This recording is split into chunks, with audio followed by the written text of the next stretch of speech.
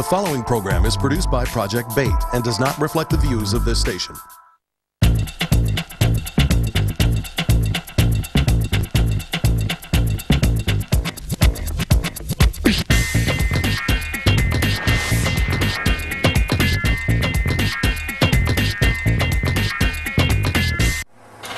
This is Mark Wells, and this is part one of the Wells Report on Cuba for My People. In a recent show of international solidarity against repressive forces, 60 well-known African-American public figures, scholars, and activists signed a declaration of support which they called Acting on Our Conscience. The letter is a request to the Cuban government for the immediate release of Afro-Cuban medical doctor and political dissident Darsi Ferrer. The letter was signed by the likes of famed actress Ruby Dee, former Black Panther and Emory University professor Dr. Kathleen Cleaver, famed film director Melvin Van Peebles, former Essence magazine editor Susan Taylor, and Wayne State University professor Ali Johnson, among many others. The letter brings to the international spotlight the plight of Ferrer, who has been imprisoned in the Valle Grande prison located west of Havana since July 21st of this year. He was charged with attempting to illegally obtain building materials for his home that was badly in need of repair. Now, although this is a crime that many Cubans are regularly charged with, inside sources believe that the charges were used to cover up the real reason for Ferrer's arrest and subsequent imprisonment.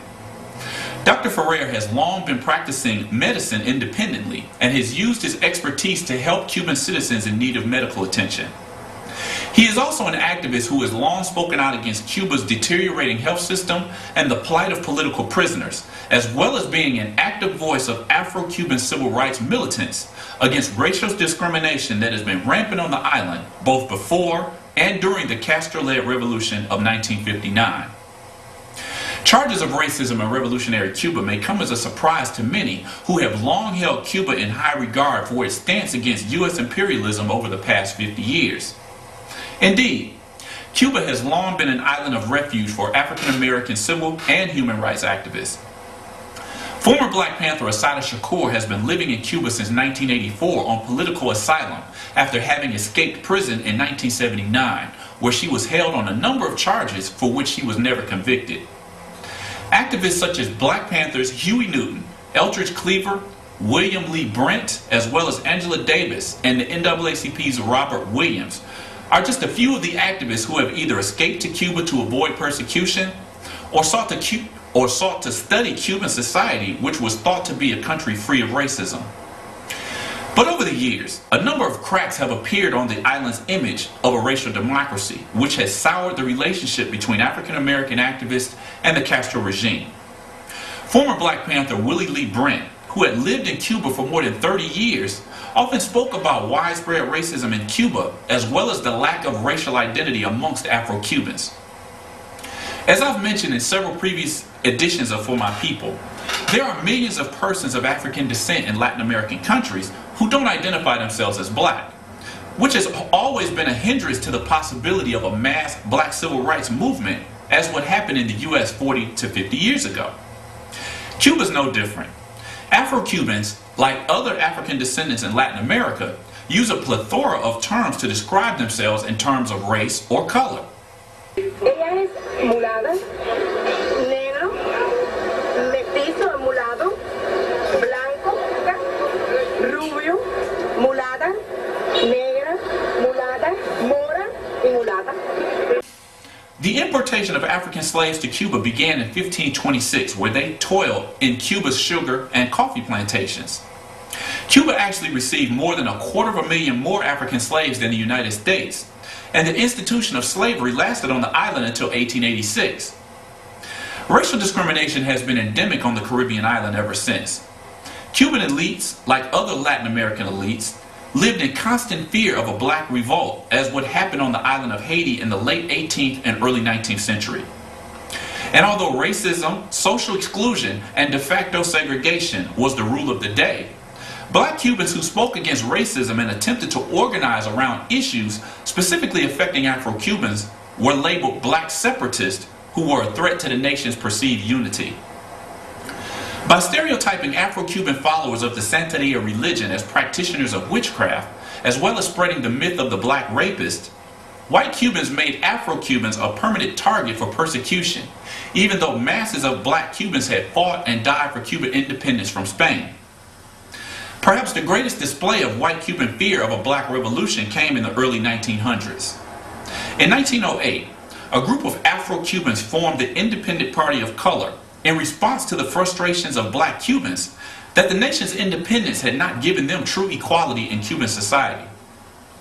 With the support of thousands of Afro-Cubans, white elites feared a threat to their monopoly on political power.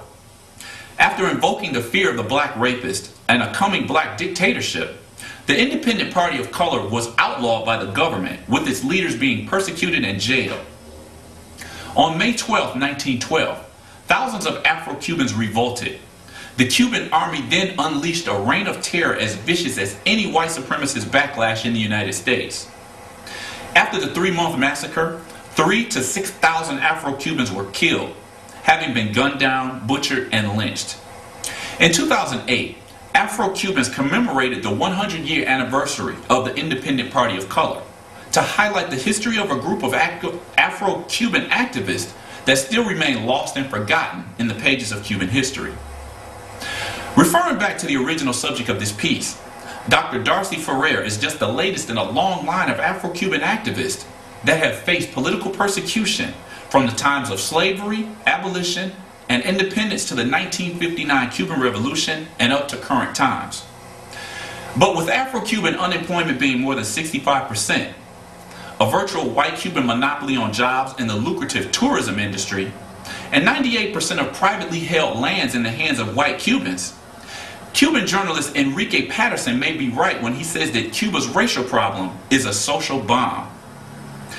Looking at the situation of Afro-Cubans today and a growing discontent with racialized social inequality, it appears that there just may be another revolution brewing in revolutionary Cuba. This is Mark Wells, and this has been part 1 of the Wells Report on Cuba for My People.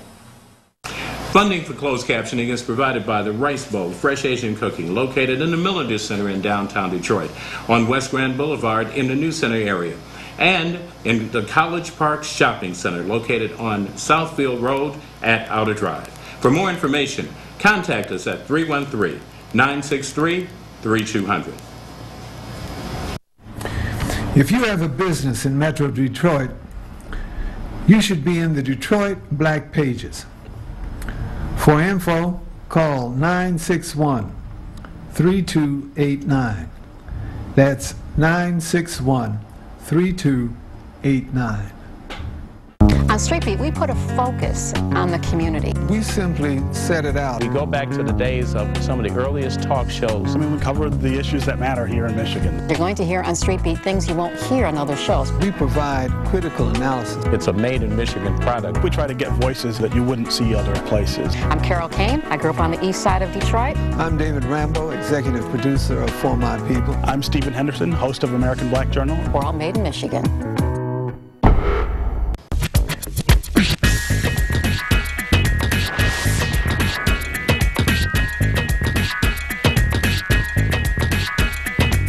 The preceding program was produced by Project Bait and does not reflect the views of this station.